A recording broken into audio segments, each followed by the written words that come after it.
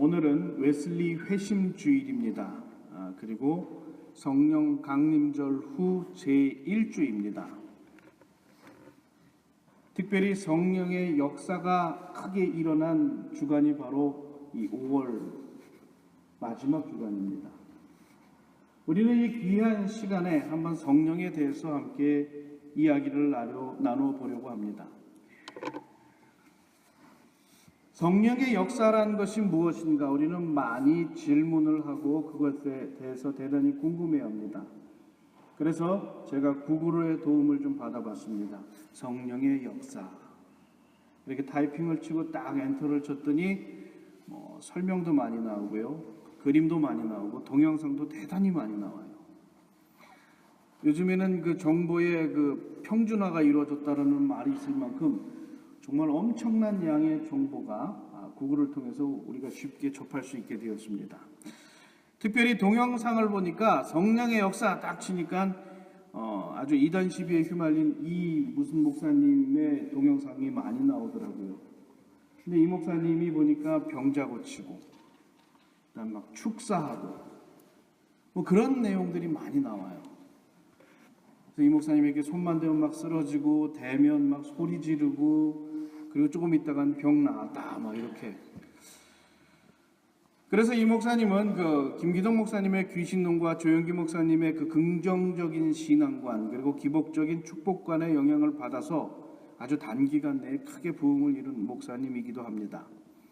너무나 신비적인 사건이 많고 그리고 또한 그 김기동 목사님의 귀신론의 영향을 받다 보니까 이단 시비에도 많이 휘말렸어요. 지금도 그 문제로 좀 시끄럽습니다. 어찌되었든지 간에 우리가 성령의 역사라는 말을 하게 되면 쉽게 무언가 신비하고 특별한 체험을 상상하게 됩니다. 방언하고 그 다음에 예언하고 환상을 보는 등 그리고 입신을 하는 이러한 현상을 많이 생각합니다. 또한 웨슬리 목사님 역시도 성령 체험을 하였을 때에 가슴이 뜨거워졌다 그래요. 그리고 오늘 본문의 말씀을 보면 불의 형상이 임하여서 그들 가운데 임하였다라고 말을 합니다. 그래서 성령의 역사하면 우리는 신비한 사건으로 많이 생각하게 돼요. 그리고 또한 이러한 신비한 영적인 사건들은 한국교회에서 대단히 크게 일어났습니다. 일제식민지 시대에 이영도 목사님이 이끌었던 부흥회는 그러한 모습이 아주 많이 일어났어요. 이영도 목사님이 설교를 하면 많은 이들이 그 말씀을 듣고 회개의 눈물을 흘렸는데 그냥 눈물을 흘리는 게 아니라 정말 울부짖으며 그들은 회개했다고 그랬어요. 그리고 은혜를 체험한 사람들은 웃으며 크게 웃으며 춤을 추고 함께 그렇게 군무도 추고 정말 웃음과 울음이 풍성한 그러한 집회였다고 이야기를 합니다. 그리고 또한 20세기 중반 이후에 우리 조영기 목사님이 이끌었던 이 순복음교회 역시 뜨거운 기도로 또한 방언과 신유의 역사로 대표되는 교회였어요. 얼마나 뜨겁게 기도하는지 몰라요. 그 교회 가면 어떤 분이 그렇게 얘기하더라고요. 문을 딱 들어가는 순간 꼭 길 것 같다. 교회가 얼마나 뜨겁게 기도하는지 꼭 길 것 같다. 이런 얘기를 한 적이 한번 들은 적이 있습니다. 그만큼 한국교회에서는요. 뜨겁게 기도했고 뜨겁게 집회했고 뜨겁게 하나님을 찬양했습니다. 그래서 교회 역사상 가장 빨리 성장한 교회가 바로 한국교회입니다. 그런데 안타깝게도 그렇게 빨리 성장한 교회가 그렇게 빨리 무너져 내리는 경우도 거의 없었어요. 그런데 한국교회는 놀랍도록 빠르게 지금 쇠퇴해가고 있습니다.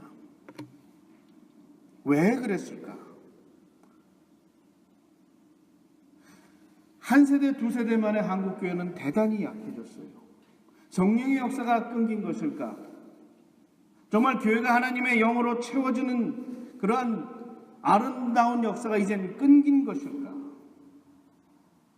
아니면 우리가 채웠던 그 영이 하나님이 바라신 성령이 아니라 다른 것이 아니었을까? 내 욕망이나 내 탐욕으로 채운 것은 아니었을까? 이런 생각을 해보게 됩니다.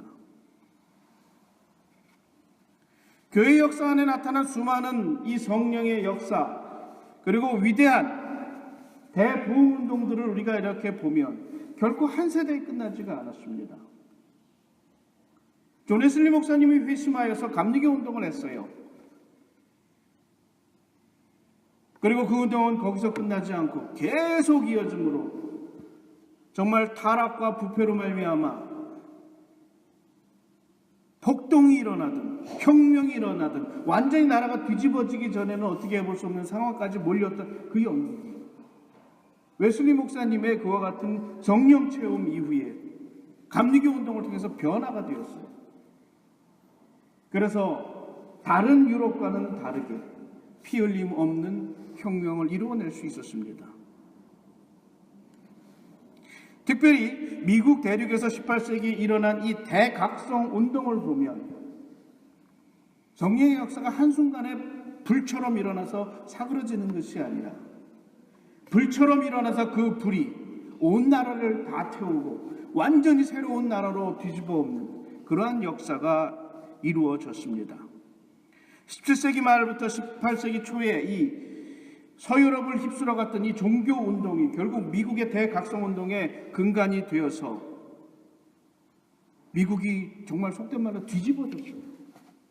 완전히 다른 나라가 됐어요. 그 나라가 영국으로부터 핍박과 박해를 피하기 위해서 온 이 순례자들로부터 세워졌고 어찌할 바를 몰라 하던 그 시기에 이 대부흥운동은 미국이 정말 미국답게 되는 그 근거를 제공했습니다. 존 웨슬리 목사님과 함께 성령운동을 주도하던 이 조지 위필드 목사님이 1939년부터 40년에 미국을 방문합니다. 전국 방방곡곡을 돌아다니면서 들판에서 설교했어요. 얼마나 뜨겁게 설교했는지 엄청난 사람들이 몰려왔습니다. 그리고 상상할 수 없는 엄청난 성령의 역사들이 일어났어요. 방언하고 입신하고 예언하고 환상을 보고, 그리고 또한 그들은 눈물로 회개하고, 그러한 위대한 역사가 전 대륙을 휩쓸었습니다. 은혜 받은 이들, 성령 체험한 이들은 힘을 얻어서 나아갔어요. 전도하기 위해서 목숨을 걸었습니다. 18세기, 19세기 이 개척 시대에 서부 개척자들이 서부로 넘어올 때에 UMC 목사님들, 우리 감리교 목사님들 그들과 함께 했어요. 그리고 많은 곳에서 병으로, 때로는 이 원주민들과의 싸움으로 목사님들이 많이 순교를 하였습니다. 그래서 그 당시 감리교 총회의 또는 연회의 시작은 이렇게 시작돼요. 출석을 하잖아요. 어느 목사님 출석해서 쭉 하는데 이런 내용들이 많았답니다. 어느 목사 어느 지역으로 가다 순교하다. 어느 목사 어느 지역으로 가다 순교하다. 그 시대에 많은 목사님들이 목숨을 걸고 나갔고 실제로 많은 이들이 순교를 하였습니다. 그들은 정말 하나님의 말씀을 전하기 위해서 목숨을 걸었어요. 그래서 미국이 복음화가 되는 그러한 엄청난 역사를 이루는데 초석을 다진 사람들이 되었습니다. 미국이 기독교 국가가 될 수 있었던 것은 그러한 피를 뿌리는 노력이 있었기 때문이에요. 그냥 되어진 것이 아니에요. 그리고 또한 그들은 이 나라를 정말 하나님 보시기에 좋은 나라로 만들기 위해서 애쓰고 노력했습니다. 부패와 부도덕 불의를 버리고 정직해야 되고 순결해야 되고 정의롭고 거룩해야 된다는 생각으로 이 나라를 변화시키기 위해 무던히 노력했어요. 그리고 그래서 학교를 세우고 또한 병원을 세웠습니다. 우리가 너무나 잘 알고 있는 이 18세기, 19세기 사이에 세워진 유명 대학들이 바로 이 대각성 운동의 근거에 세워진 그런 대학들입니다. 우리가 너무나 잘 알고 있는 이 프린스턴 대학, 그리고 또한 루트거스, 펜실베니아 브라운 대학 등과 같은 이러한 지금 미국 내에서 너무나 유명한 대학들이 바로 이 시대에 대각성 운동의 영향을 받아서 세워진 겁니다. 미국의 성령의 역사는 단순히 한 사람이 은혜 받고 거기서 좋다 이곳에서 끝나는 것이 아니라 공동체를 바꾸고 나라를 바꾸었어요. 그리고 그 민족이 나아갈 바가 무엇인지에 대해서 그들은 말씀으로 제시했습니다. 그래서 그들은 미국의 정신은 바로 관용과 자유다라고 선포할 수 있게 되어진 겁니다. 함께 자유롭게 말하고 함께 협동하는 정신, 그것이 바로 미국의 정신이 되어진 거예요. 어디서부터 출발되었느냐? 하나님의 말씀의 역사로부터 이루어진 것이 바로 그 정신인 겁니다. 그래서 이런 말을 합니다. 미국의 청교도 정신이 미국의 근간이 되는 정신을 마련하였다면 대각성운동은 바로 그 정신을 미국 안에 깊이 뿌리박도록 만든 위대한 영적 운동이었다라는 거예요. 웨슬리 목사님도 마찬가지예요. 웨슬리 목사님이 조지아 선교에 실패한 이후에 굉장히 힘들어했습니다. 그러나 월더스게이트 사건에서 성령 체험한 이후에 그는 변했어요. 그리고 페털레인에서 성령의 충만함을 경험한 이후에 그는 뜨겁게 기도했고 뜨겁게 나가서 주님의 말씀을 전했습니다. 너무 뜨겁게 설교하다 보니까 성공해서 웨슬리 목사님 잘 안 되겠어, 설교하지 마 그랬어요. 교회 안에서 설교할 수 없게 되었어요. 그랬더니 어디로 나갑니까? 들판으로 나갔어요. 무덤으로 나갔어요. 무덤에 이 비석을 앞에 두고 그것을 설교단 삼아 설교했습니다. 그래서 많은 이들이 은혜를 체험하고 하나님 앞으로 나왔어요. 그런데 웨슬리 목사님은 그것으로 끝내지 않고 계속해서 그들을 교육했습니다. 그러한 노력을 통해서 영국이 변화되어진 겁니다. 존 웨슬리 목사님은 특별히 성화를 강조했어요. 성화, 거룩해져야 된다라는 거예요. 우리는 거룩해지기 위해서 끊임없이 노력해야 된다라는 거예요. 왜냐하면 성령이 우리를 도우시기 때문에, 성령이 우리와 함께 하시기 때문에, 하나님께서 우리 안에 역사하시면 그것을 우리의 삶으로 드러내야 된다라는 거예요. 그것이 거룩해져가는 과정이다라고 그는 말합니다. 그래서 그는 단순히 성령 체험으로 끝나는 것이 아니라 끊임없이 말씀으로 교육받고 훈련받아서 하나님의 백성뿐만 아니라 하나님의 일꾼으로 변화되어야 된다라고 그 성도들을 가르쳤어요. 그래서 거룩한 생활을 위해서 도박과 음주와 마약 등 사회 악을 조장하는 습관들을 금지시켰습니다. 그 당시 영국이 어땠느냐? 한 집 건너 하나가 술집이었다 그랬어요.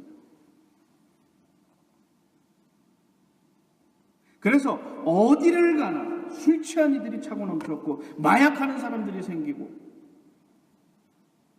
부패하고 타락한 모습이 영국 사회를 지배하고 있었다 그랬어요. 그런데 감리교 운동을 통해서 그것들이 정화되어진 겁니다. 영국이 타락하고 부패한 나라가 아니라 하나님의 말씀으로 새롭게 변화된 나라가 될 수 있었고 엄청난 변혁을 통해서 위대한 영국으로 그들이 거듭날 수 있었던 겁니다. 우리는 성령의 역사를 아주 특별하고 신기한 체험으로만 생각하는 경향이 있습니다.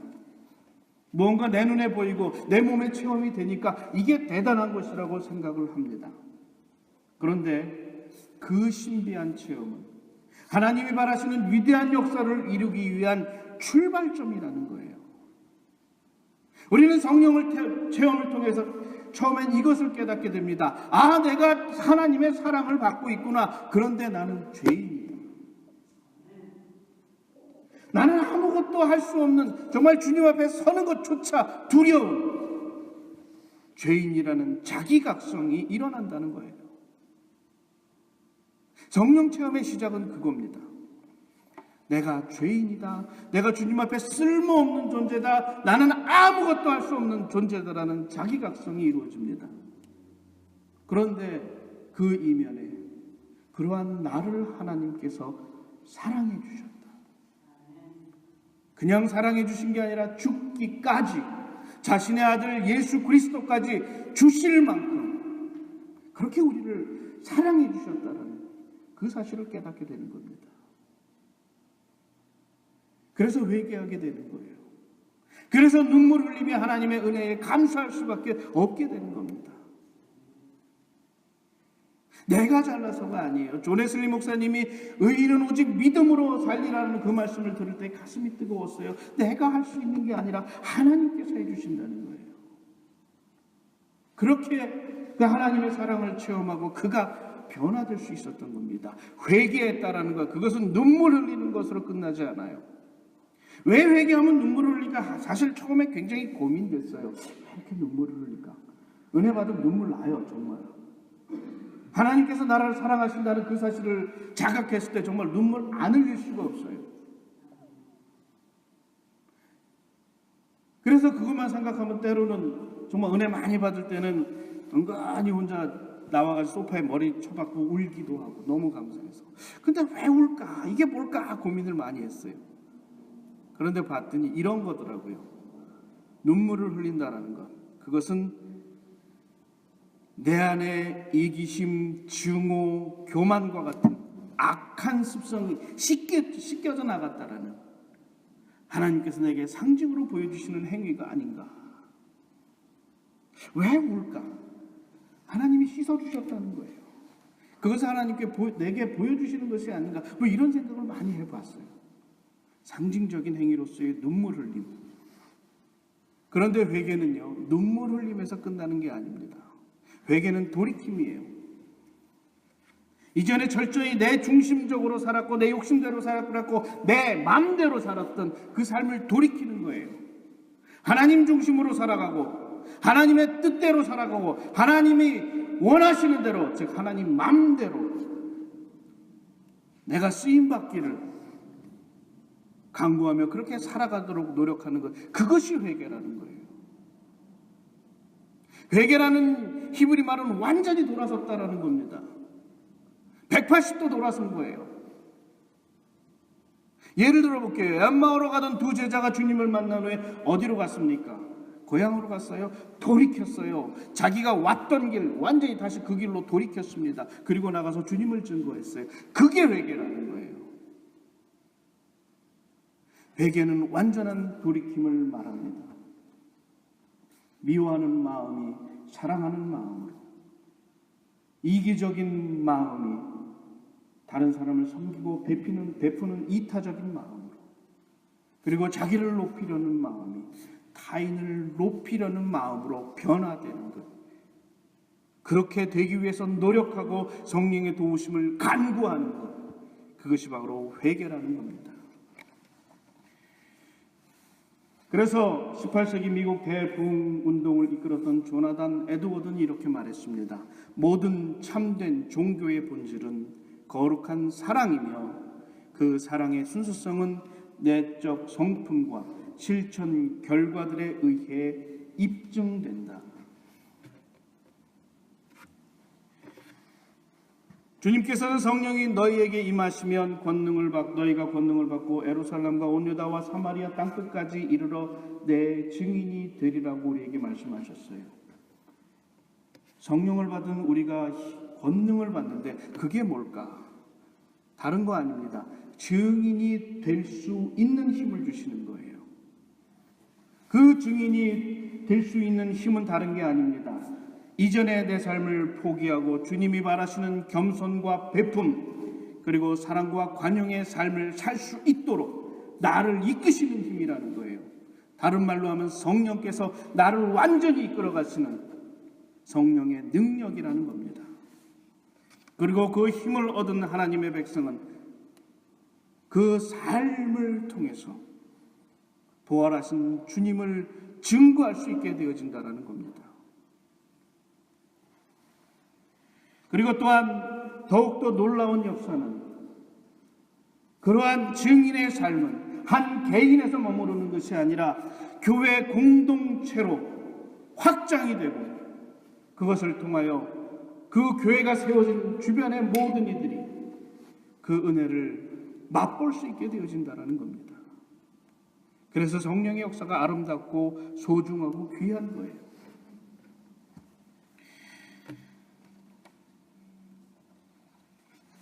우리는 오늘 웨슬리 회심주간을 맞이하고 또는 성령 강림절 이 기간에 성령 체험에 대해서, 성령의 역사에 대해서 다시 한번 생각해 보았습니다. 성령이 우리에게 임하시면 우리가 힘을 얻습니다. 권능을 받습니다. 그리고 우리는 하나님이 원하시는 하나님의 백성의 삶을 살 만한 힘과 능력과 지혜를 얻게 됩니다. 그리고 우리가 그렇게 살 수 있도록 하나님 성령께서 나를 정말 이끄십니다. 강하게 나를 밀어붙이십니다. 사랑하지 않을 수 없어요. 겸손하지 않을 수 없어요. 다른 사람을 향해서 베풀지 않을 수 없습니다. 그것이 바로 성령의 역사예요. 미워지는 사람이 없어지고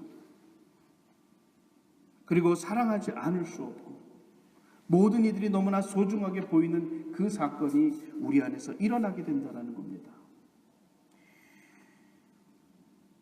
그러기에 오늘 우리는 성령의 역사를 위해서 기도해야 됩니다. 그리고 스스로를 끊임없이 말씀에 비추어서 점검해야 돼요. 성령께서는 항상 여러분과 함께 하신다고 주님께서 약속해 주셨어요. 성령의 역사는 어찌 보면 항상 우리 안에서 일어나고 있는지도 모릅니다. 그런데 우리가 깨닫지 못할 뿐이에요. 사랑을 베풀고 싶은데 괜히 입에서 욕이 나와요. 다른 사람에게 베풀고 싶은데 괜히 주머니에 손 넣고 꽉 지갑 채워요. 안 줘요. 우리는 항상 성령의 역사를 방해하는 것에 사로잡혀 있는지도 모릅니다. 그래서 우리가 기도해야 되는 거예요. 하나님, 내 마음이 아니라 주님의 마음. 하나님, 내 뜻이 아니라 주님의 뜻대로 행하게 해달라고. 그와 같이 우리가 하나님의 말씀과 능력에 의지하여 변화된다면 이 세상은 우리를 통하여 위대한 하나님의 역사를 경험할 줄 믿습니다. 저는 우리 교회가 그 일에 귀히 쓰임받기를 바랍니다. 여러분 한 사람 한 사람 다 그 일을 위해서 하나님께 세우셨어요. 어느 누구도 그 하나님의 세우심 안에서 벗어난 자가 없습니다. 여러분이 하실 수 있는 건 아주 간단합니다. 응답하시고 행하시기 바랍니다. 주님께서 말씀하셨어요. 그리하라. 너도 그리하라. 주님의 말씀에 순종하심으로 위대한 성령의 역사를 이루시는 여러분 되시기를 주님의 이름으로 축원합니다. 기도하시겠습니다. 우리의 능력이 되시며 힘이 되신 하나님 아버지, 주님의